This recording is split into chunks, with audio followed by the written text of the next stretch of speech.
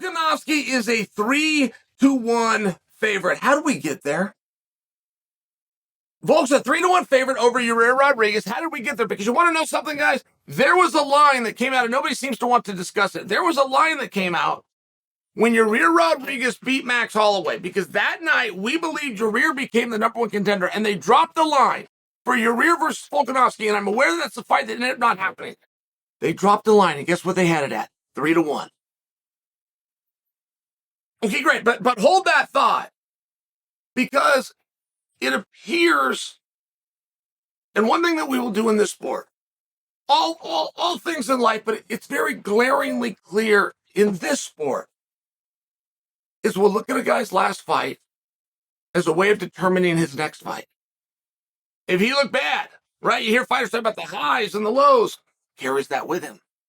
If he looked great, and that's where Volkanovski's at.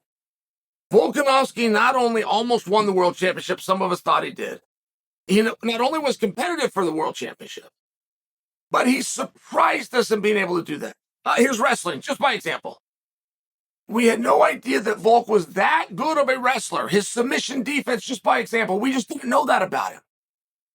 Volk hasn't been in defensive positions all that much. The way physiology changed to go up 10 pounds, traditionally that would tire you out a little bit.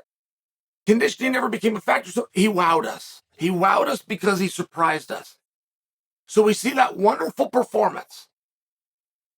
Guy that's so good they took him out of a division. Guy that is so good within that division that they're looking to take him out again.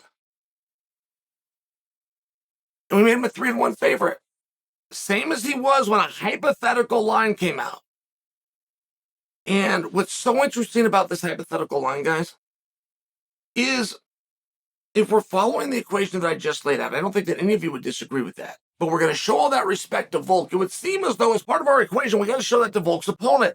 If Yair convinced you he was 3-1, 3-1 gap away from Volk, but then Yair goes out and captures the championship himself, and he beats Josh Emmett, and he beats him on the ground. Don't forget the run that Emmett was on.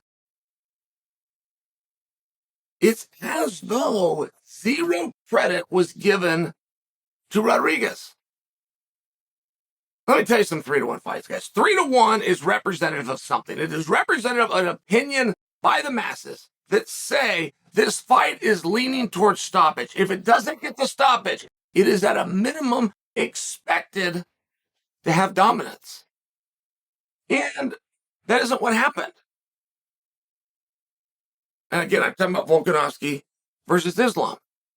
But it was also expected to not have dominance and not lean towards a stoppage when it was Rodriguez versus Emmett. Rodriguez surprised us. The same as he had done in his previous fight when he submitted Ortega.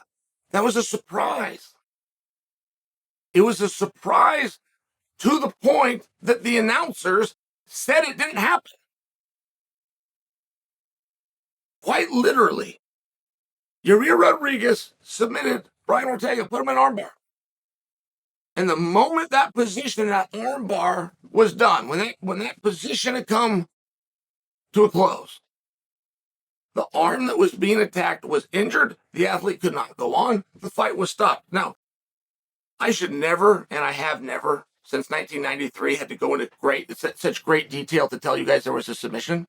I have to do it this one time because it was a main event on ABC in front of the world.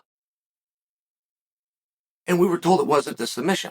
So I kind of turning my head sideways and scratching my head, and then it was almost dismissed. Well, that was a fluke fight. You don't get any credit for it. You don't get any credit for a fluke fight. That's what they decided against Rodriguez. And I just want to share with you, like, to win the fight, there's things that Volk has to do that Volk's very good and very likely to do. But to change the fight, for that fight to look different than we expect, and I'm not even talking about flipping outcomes. I'm talking about to have a different fight than the fans clearly expect with a 3-1 spread. The only thing that has to be done is that Rodriguez has to pose a threat in one position. If Rodriguez gets destroyed on his feet, just by example, he gets dominated in the wrestling, just by example, but he can offer a look from his back that Volkanovski is forced to respect, just that will change the fight. Because now all of a sudden, Volk is avoiding that position. Just for example, and as tricky as Rodriguez has shown to be in his last two fights on the ground, and as dynamic as we know him to be on his feet, the single greatest knockout that I have ever witnessed, I'm including boxing in that, was Rodriguez with 1 second left on the clock against the Zombie. I think when you guys think of great knockouts, Masvidal will come to mind for some of the newer fans.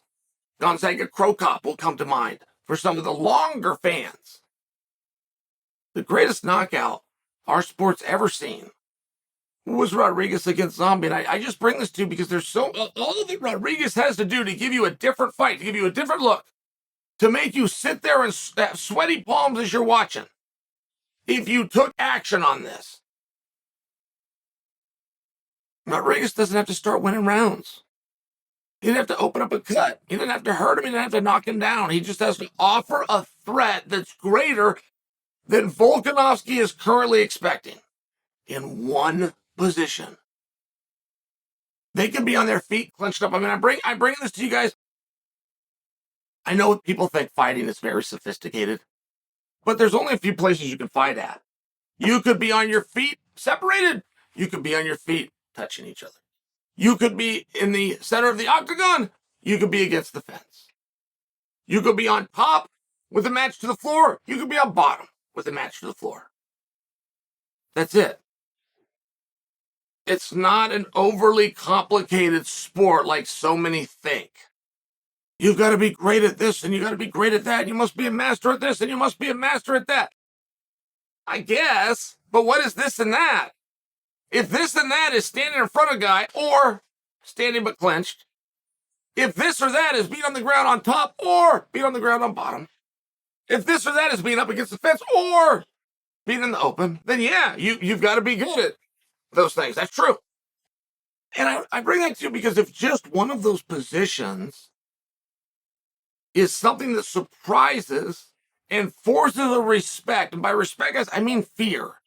I mean caution.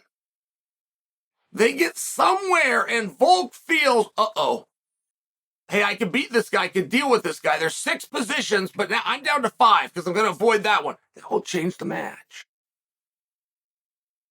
And I just believe that Yair Rodriguez, my only message to you guys is I believe Yair Rodriguez has the ability of those 6 positions, the only 6 positions that exist in our sport.